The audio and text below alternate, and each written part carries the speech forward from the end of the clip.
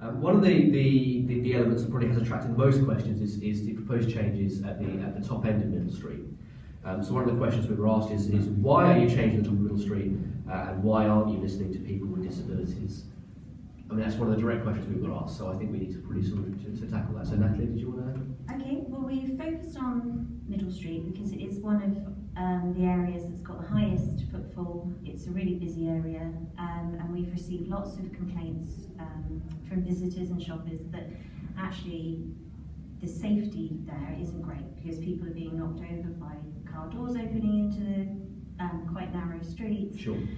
People have been knocked over by reversing vehicles, that kind of thing. So we wanted to look at that area and make it a safer, more attractive place to be because it has the highest footfall.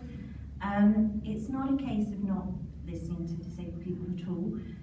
We've received feedback both for and against the proposals from people with disabilities. Some people have come back and said actually having less traffic and not having the parked cars causing an obstacle would actually increase their ability to be able to come to the town centre and do their shopping. Yeah. So it's not a black and white situation. Obviously we haven't started the official consultation yet, that's still to come, so it's not a case of not listening. We actually haven't started the official consultation yet, Sure. And that is due to start this month. Yeah, and we're not presupposing the result of that consultation. No, not at all. But our It's a proposal proposal. is to see some of those spaces, new spaces being created in nearby areas as well. And obviously the other elements of that could be considered too. I think there are there some other elements being considered there as well to sort of mitigate the potential impact? Yeah, there are a range of items that people have talked to us about, and we'll continue to work with the disability groups to work through those kind of ideas.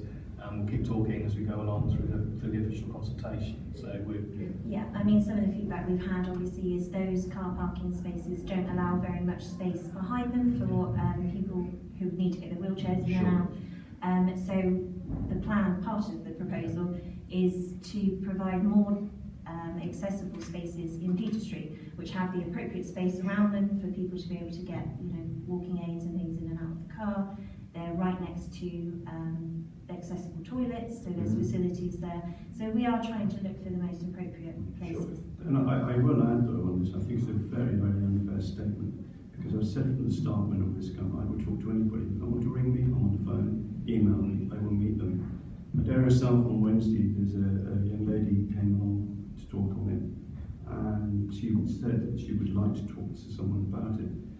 I'm meeting with a young lady on next Tuesday with Ian to go through any of the problems or whatever she wants to talk about on it.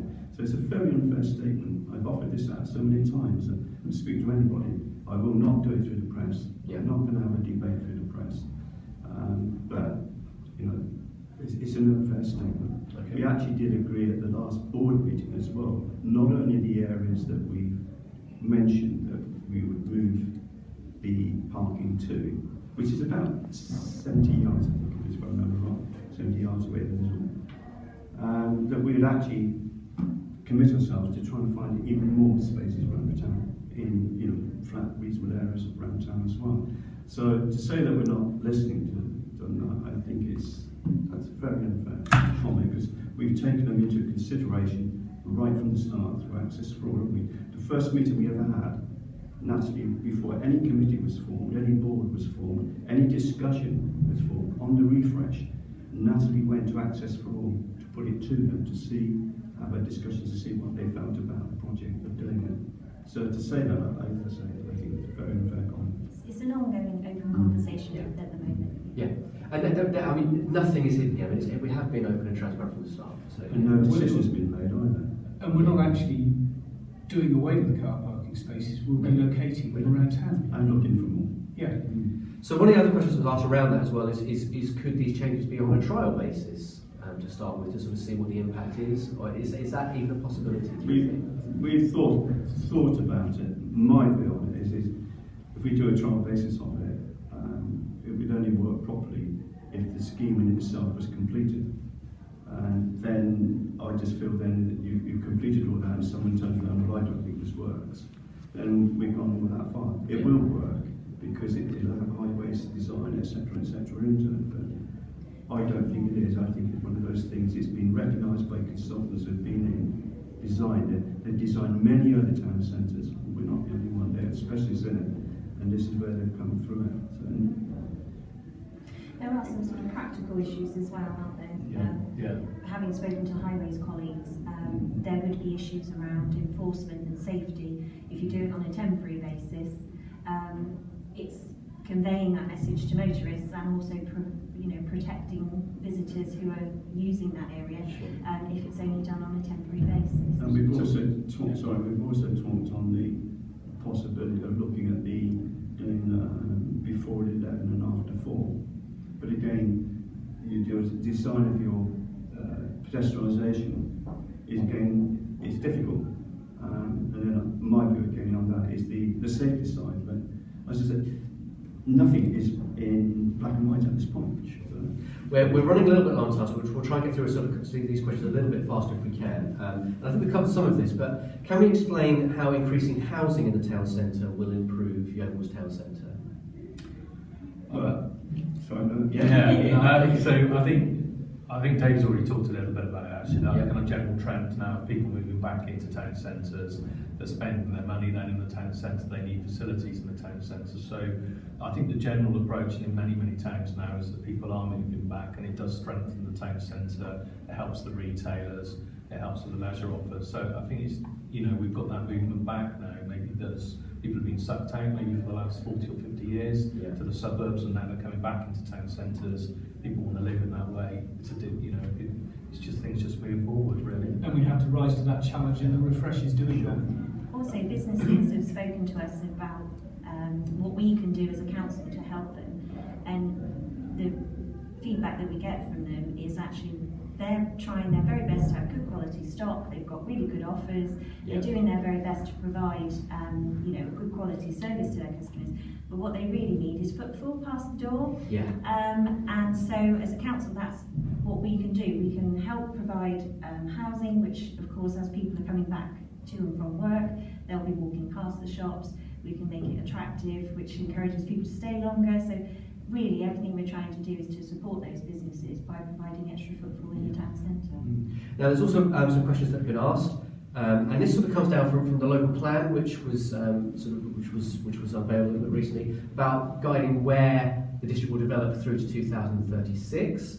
And it also includes sort of plans for preferred options for development of some of Yeovil's car parks. And I think a lot of people have picked up on this and sort of see me sort of tying Yeovil refresh and the local plan together. Does anyone want to sort of help sort of clarify what the position is about Yeovil's car parks and what the future is there as well? With the refresh, there's been a car park review on the Yeovil's town centre car parks.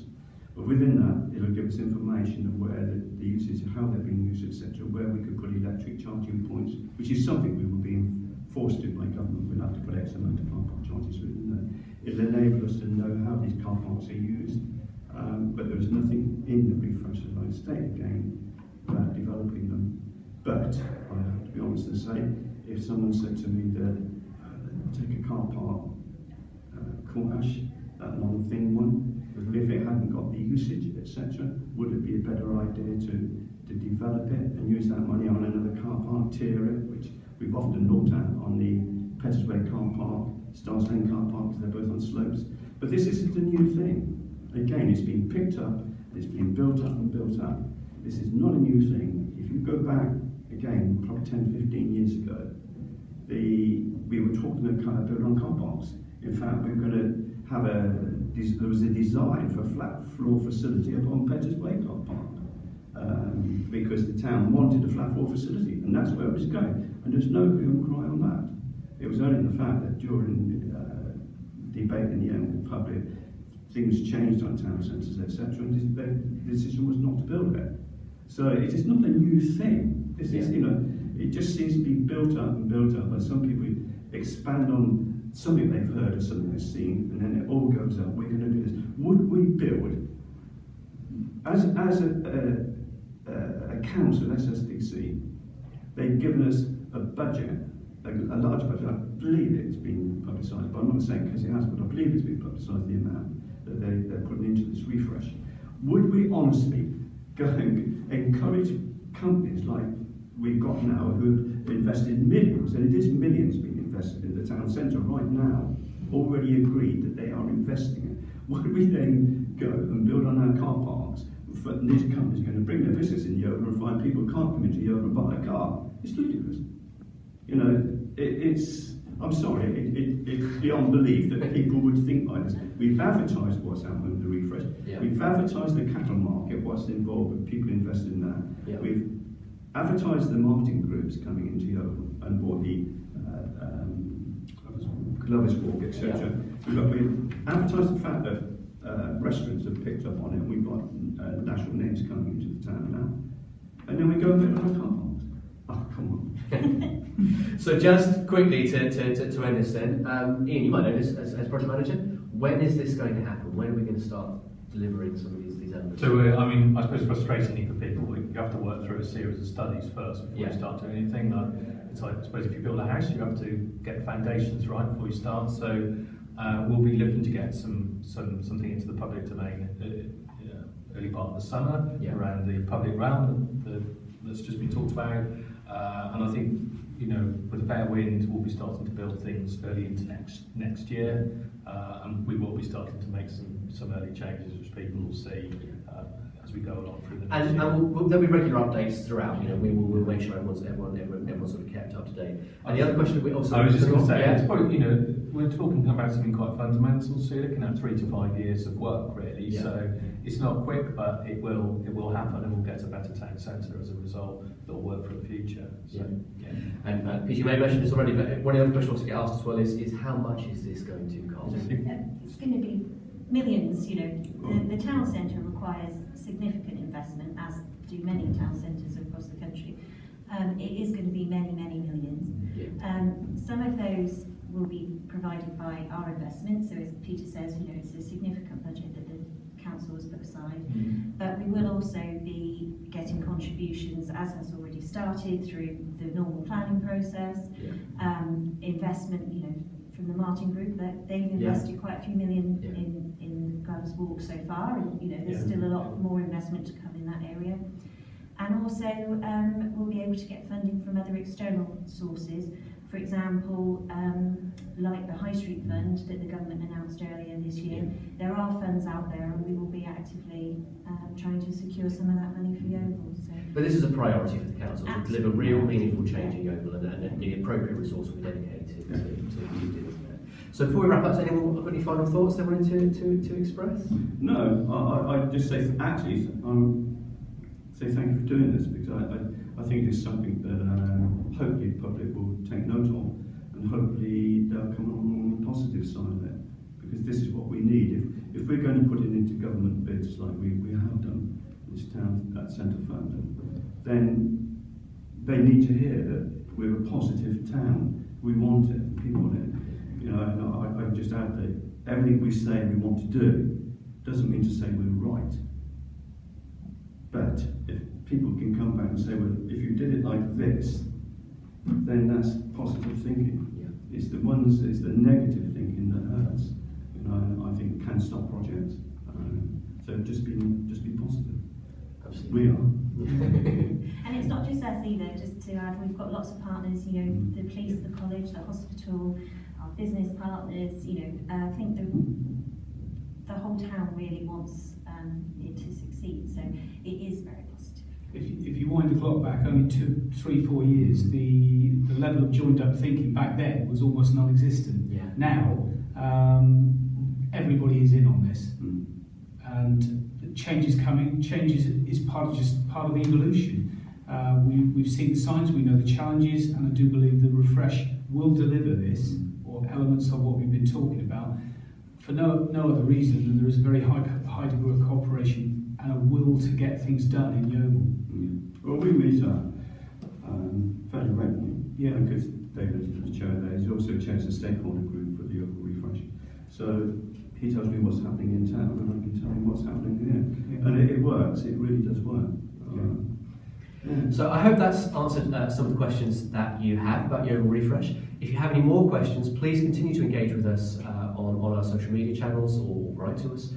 So we're on Facebook, Twitter, Instagram. You can find us in all those places, and please continue to ask questions about it. Your views are so important throughout this whole process. So please continue to ask questions, and thank you very much for joining us today. Thank you.